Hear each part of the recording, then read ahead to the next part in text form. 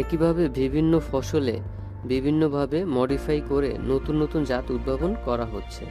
সেই সাথে গাছের উৎপাদন সক্ষমতাকেও বৃদ্ধি করা হচ্ছে।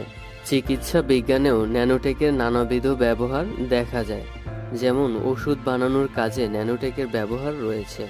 এছাড়াও অপারেশনের যন্ত্রপাতি জীবাণুমুক্ত রাখতে ন্যানো পার্টিকেলের ব্যবহার করা হয়।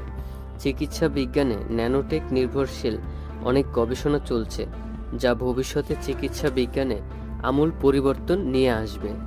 যেমন ন্যানো রোবট বানানো সম্ভব হলে প্রাণঘাতী রোগের চিকিৎসা সম্ভব হবে। আমাদের জীবনের সকল ক্ষেত্রেই ন্যানোটেকের ব্যবহার রয়েছে। যেমন ননস্টিক ফ্রাই প্যানের যে কোটিংয়ের জন্য খাবার পুড়ে গেলেও ফ্রাই প্যানের সাথে লেগে যায় না, সে কোটিং তৈরি করা হয়েছে ন্যানোটেকের সাহায্যে। ন্যানোটেকের মাধ্যমে এমন কাপড় আবিষ্কার করা হয়েছে যে কাপড় ময়লা